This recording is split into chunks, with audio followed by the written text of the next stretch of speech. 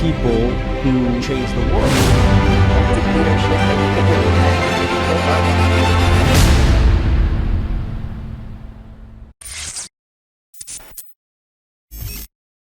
Hi, everyone. If you don't know me, my name is Gabriela Berospi. I'm the founder of Latino Wall Street. And I am so excited to introduce you guys to our next speaker. She's a superstar, Elena Cardone. Okay, so I'm going to go over her intro, and she's going to be joining us in just 2 minutes. Elena Cardone started her career in Hollywood and soon became a successful model and actress of TV and film, a lifelong competitive sport shooter, and now wife, mother, author, businesswoman, empire builder, event producer, mentor, public speaker, and visionary. Oh my God, I'm tired just reading all these accomplishments. It's really unbelievable. She's the author of the best-selling book, Build an Empire, How to Have It All. I've personally read it and I strongly recommend it. She's the executive producer of the massively successful events that include 10X Ladies, Operation 10X Badass, Build an Empire Mastermind, and her own show, Women in Power. Elena has been happily married to Grant Cardone since 2004, and together they have created a real estate portfolio of $2.8 billion. And that's American dollars for my international audience. Okay, so I feel so honored to have her today as part of our expert panel. Let's all welcome Elena Cardone. Elena, are you there? Hey! Did we do it? Did we do it? Did the host mute? Are we here? Are we good? We hear me? Yay! I'm not muted anymore. Now I'm never going to stop talking. Yay! Okay. You know that saying, we have a saying in America, be seen and not heard. And I hate that saying. I want to be seen and heard. So yay! Thanks for having me on the show and welcoming me, and what a great introduction. And I'm exhausted by all the things it sounds that I've done. So thanks for reminding me. That really felt good. Thanks for the validation. Oh, thank you, Elena, for joining us. We're so excited. So we're going to jump right in. Okay, I'm sorry about that little glitch. But as you know, Elena, I am in the finance industry, but our audience has recently been so interested in the real estate industry, and they want to learn more about what you do. Oh. So walk us through, to get started, how you created your empire with your husband that is now worth $2.8 billion. Oh, that kills me. Every time you say 2.8, that's an old bio. It's like 3.7 billion. Oh my God, so that's insane. I'm sorry. It is. It's 3.7, and in the next 40 days, it goes up to 4.2 or something like that. So anyway, yes. Unbelievable. Yeah. So it is. So how did we get? Yes, most people can wrap their heads around those numbers. So what has set you guys apart? Because there's so many people in real estate to be at the top of the game. Right. First, I just want to tell you that I still can't wrap my head around those numbers. So for anyone out there that thinks, oh, I can't wrap my head around those numbers, even when you hit those numbers, your head's not going to get wrapped around those numbers. Because the fact of the matter is, let's just clarify those misunderstandings now. Because most people think, oh, when I hit $1 billion, something's going to change or whatever. But the reality is I don't see that money. It's digits in a bank account somewhere, right? I don't see it. I don't, it's hard for me. I grew up in New Orleans, a middle-class family. I still finding myself looking at price tags like, that's too expensive, or that's, I should probably hire a stylist. I'm just telling you this mentally, like things don't just change overnight because digits in a bank account change, So I should hire a stylist, and then I see the number and the fee, and then I'm like, I can do it myself, So it's hard to it's just an interesting thing that happens. It doesn't take that person out of you that grew up a certain way. It just, anyway, for whatever that's worth. Yes. So what do you say? Let me tie this into that, since I went on that tangent. I want to tell you this. you know, for over a decade, our target has been 1 billion, and we achieved that recently. Like we have 3.8 billion assets under management. That's different than actually being billionaires yourself. And we just hit that status recently. So I want everyone to know that who can't wrap their head around those numbers, that was a target of mine for over a decade. And so what I had to do to get there, that was your question, is I had to 10 years ago imagine what it would be like if I was a billionaire. We can get to why in a minute. It was just a target, right? To set a target so big that it would prevent me from fighting the small little wars with my husband. Because when you have a target so big, you tend to let insignificant stuff about being right or wrong in this tit for tat argument subside because the target's so big in life, right? But going back to what I did, I had to go 10 years ago and throughout this whole entire time say, what would it be like if I was a billionaire? What does that mean to you? For me, that meant a mindset of a person who, well, I always thought if I was a billionaire, I would do whatever I wanted. I could walk into a room with confidence. I could pick up a phone call, and I felt like anyone would take my call because who wouldn't take a billionaire's phone call, right?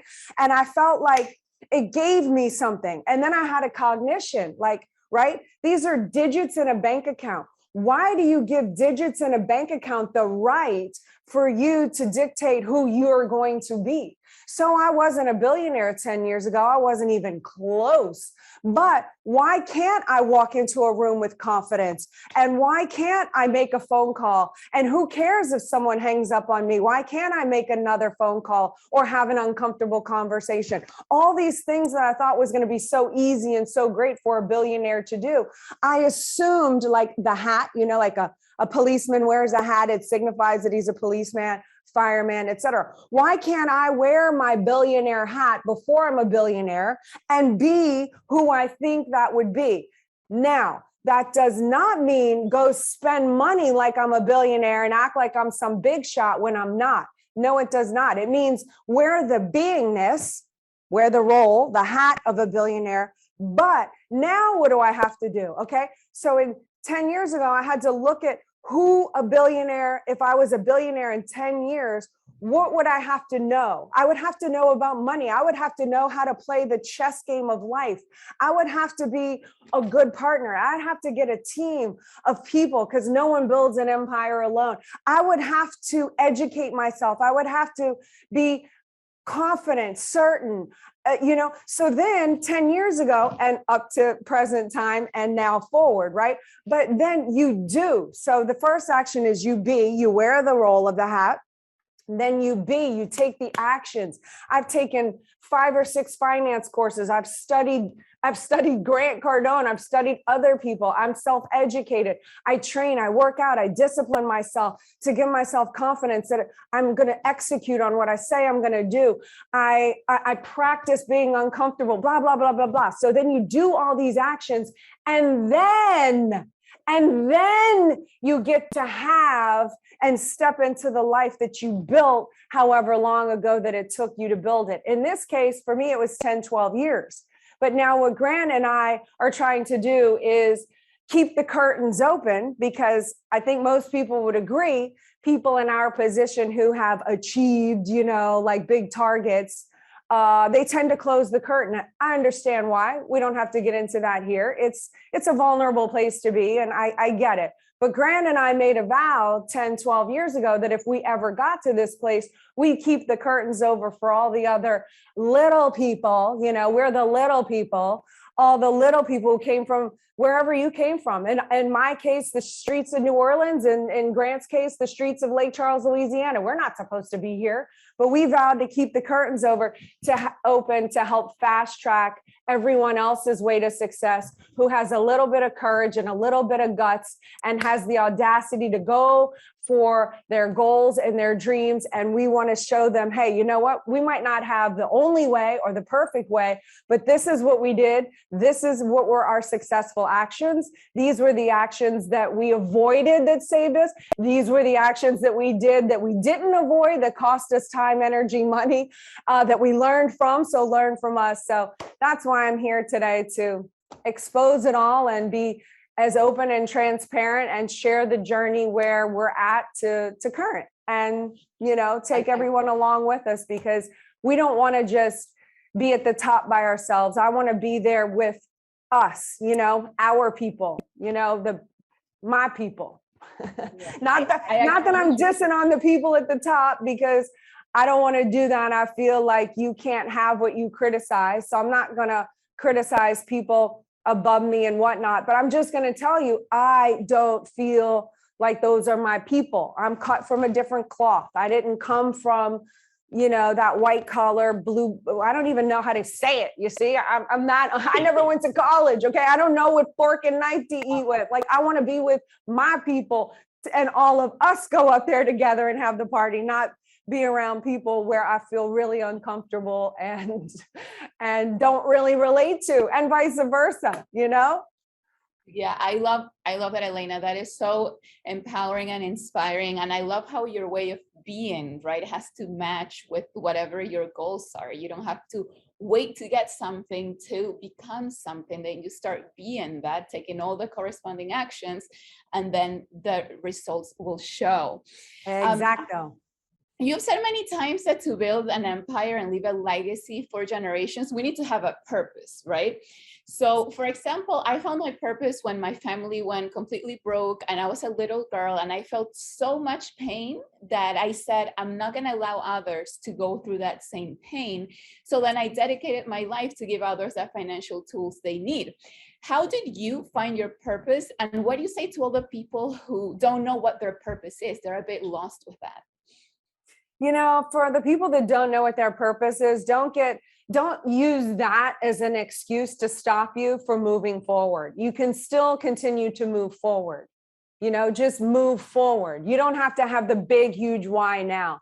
I'll tell you, my purpose has changed. It's evolved. It could evolve again.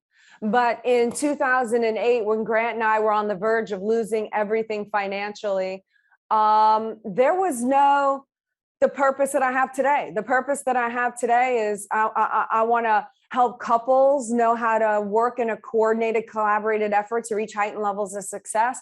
I want to rehabilitate the value of women to society. So I have these really big goals now. But in 2008, my goal, when we were about to lose everything, honestly, I'm going to be very honest, I didn't care about you or anybody else on this stream in 2008. Because I couldn't. My only purpose in 2008 was to survive and not lose it all. And that was it. Grant and I had to be greedy. You know, it's interesting that people want to say wealthy people are greedy. But when you really think about it, people who don't have much are the most greedy, because they can only take care of themselves. And there's nothing wrong with that. But everyone should just be real clear about and conscious about what they're actually saying if they actually believe wealthy people are greedy. Do you know what I'm saying? Because wealthy people can be greedy, poor people can be greedy, but you cannot help others when you are financially poor. Period. You know, so that's what I would say to people who don't know what their purpose is yet. Like what is the immediate thing? What is the immediate purpose? What are your needs right now? Is it to take care of yourself, your family, your community? Is it the world? Like, as you rehabilitate yourself and as you become more able, you know, which is actually the derivation of the word power, means to be able. So the more able you become and the more power that you possess, the more that you're able to help and grow and expand more and more and more. And then your purpose can change. That's so true. When you're in survival mode, you cannot think about others. You're thinking about just surviving yourself. So let's talk about family and business. Okay, so some people might not know, but I'm newly married. I'm expecting our first child, and I look up to couples like you and Grant. I've always said my definition of success is not just to have money and a successful business, but to be fulfilled in the different areas of your life, right? To have that balance. So my question is about balancing family and business. What are the strategies you and Grant use to thrive, not only in your business, but also in your relationship and with your family? Well, first off, congratulations. And I agree. You can't be financially free and all your relationships ruined and be 10x. Like for me, 10x means 10x on 5 areas in business and finance, health and wellness, relationships, mindset. And is there another one, or did I just name like 6 or 7? So, and I agree. If one pillar is out, then you're not 10x. It's how do you do it all? And I hate to be asked the question balance because, well, I'm not very good at being balanced, but I'm good at this. I'm good at setting my priorities according to the purpose. So, you know, I want to have a very stable family. I'm trying to restore family values and relationships back to society. I feel like we've gotten to a point where, you know, it's the second it gets uncomfortable, it's like, you don't need that, let them go. And people are quitting a little too easily and not really understanding the power of a force. You know, 2 and 3 and 4 is always going to be stronger than 1, period. You know, and no one can do it alone. So as a family, I want to restore that. So that's a huge purpose for me. Now I have to make sure Grant's all in on that purpose. Of course he is, right? Now I have to make sure the children are all in on that purpose. So we're all working in a collaborated and coordinated effort with each other. So now we understand what the purpose is as a team, Team Cardone, the family unit. Now we understand that. Now we can break it down.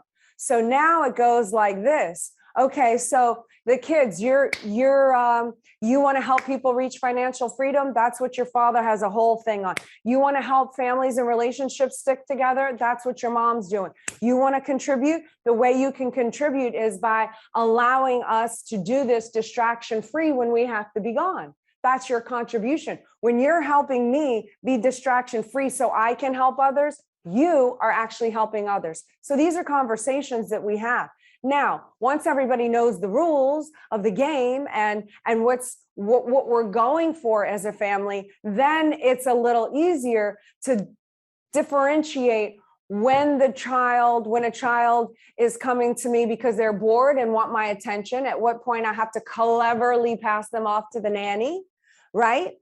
Or I have to say, hey, I just have to be straight up and say, hey, right now I need to work. Can you let me do this? And will you? Because you remember we're Team Cardone, we're blah, blah, blah. And they're like, yes, okay, fine. Or I have to look at when have I been negligible with the attention that I've given them. And when I'm too busy, and I know when I'm lacking, I can see they have little frictions and things kind of go out and little fights or whatever. And then I have to be willing to put everybody else on hold. And my business, you know, me personally, takes a little bit of a hit because I have to go in and put my priorities on my children and get them up and running and back on course and back on everything smoothly oiled. So it's a constant for me.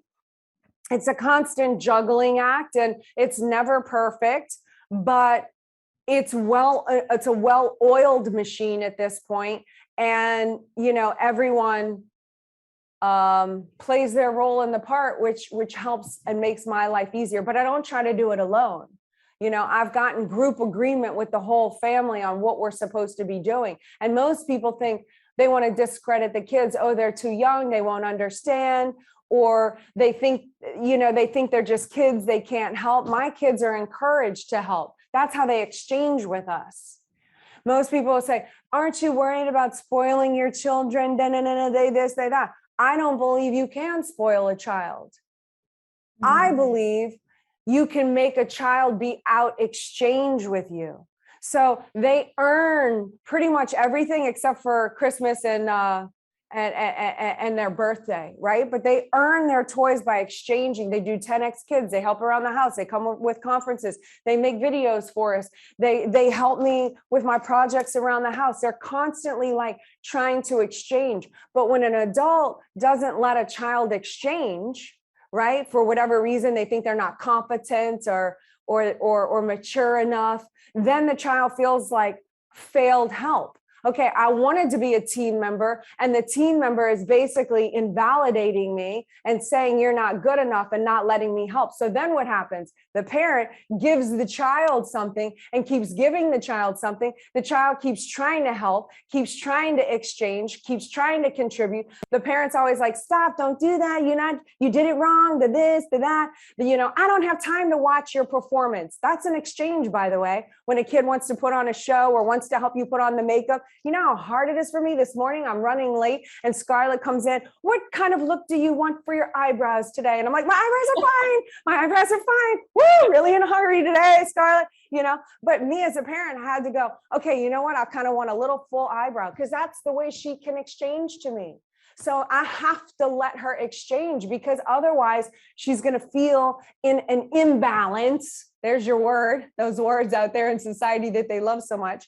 And then she's going to start feeling resentful that she can't contribute. So that's how we raise our children. And that's why we're able to get as much done and as much accomplished as we do, because we work as a team.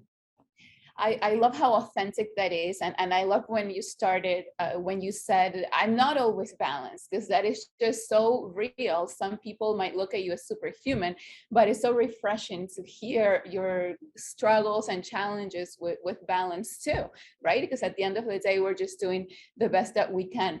Elena, my last question for you is, everyone knows, right, hopefully, that COVID-19 has exploded the real estate market, right, in the United States. Some things it's a bubble, like we hear the same thing about the stock market, right? So those are the main concerns people have right now. They want to do what you do, but their main concerns are that it might be too late to get in the game, and also that to thrive in the global economy, some argue that real estate is not recession proof, that it's the old-fashioned way to make money. What would you respond to those concerns?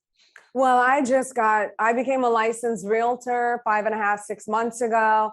I think it's the best time in the world. I believe on my team, we have the best vehicle. I chose eXp Realty because it has 2 additional models where you can receive money without actually having to sell a home yourself. So in between selling homes and commercial properties, you can and are rewarded in eXp for bringing people in under you that also are transacting, right, and closing deals. And every time they do that, you get a percentage of whatever their commission was. And you can get a piece of that for 7 people deep. So if I brought in you brought in somebody else brings in somebody else, you get it 7 people deep.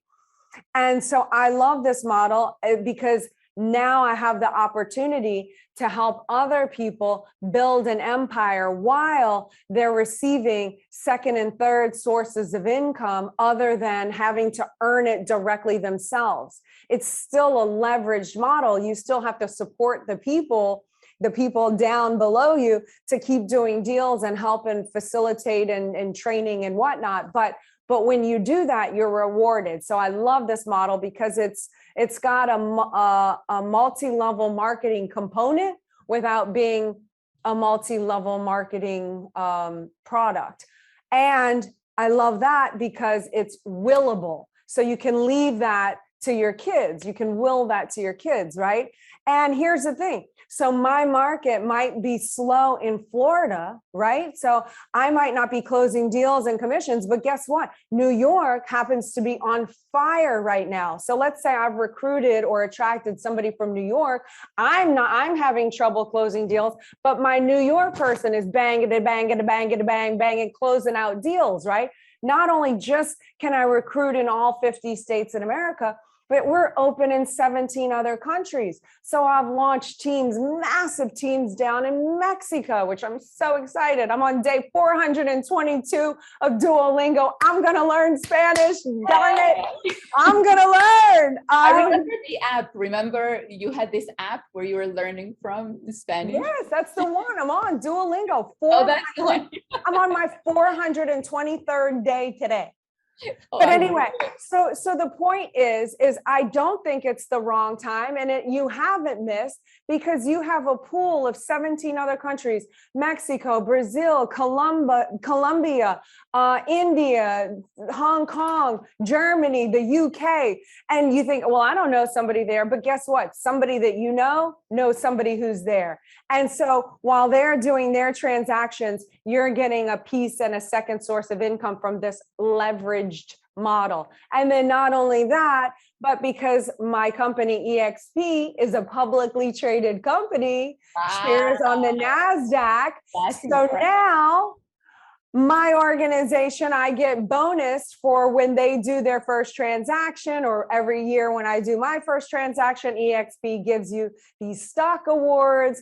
There's all kinds of awards that you can receive. So my point is this is the first time, or I don't want to say the first time, but one of the only brokerages that I know where the agent can actually have equity ownership in the actual company. Because most brokerages, they own the company, and you're not bonused if you bring somebody in. You're like, haha, giving a pat on the back and a lunch maybe, but this truly is a model that rewards the agent. And that's why I'm here to be now not only the woman behind the man, which I think I did that role pretty darn good. Now I have the opportunity to be the woman behind the thousands, which is truly my spiritual legacy play. So this seems it's the future of real estate. And I love how you can be from any country, right? There's no obstacles if you're international, which a lot of our audience is international. So how can they find out more about this opportunity? They can go to they can go to join10xempire.com, join10xempire.com. So every Tuesday, I do a call in English at 1 p.m. Eastern Standard Time. But every Thursday, come right here real quick, my executive assistant, Danny from Colombia, delivers the opportunity call in Espanol. I love it. So go to latinos10x.com, latinos10x.com to hear the opportunity call on Thursdays at 1. That's amazing. We have a huge Latino community, so I'm sure everyone wrote that down. I will be very interested. Everyone was so excited to have you, Elena. We really appreciate and value your time and all the lessons that you gave us today. We're gonna definitely take notes and apply them, at least for myself, and I hope everyone else too. Thank you. Thanks for having me on. Yay! I loved it. Thank you. Thank you so much, Elena. We'll see you soon. Okay. Bye.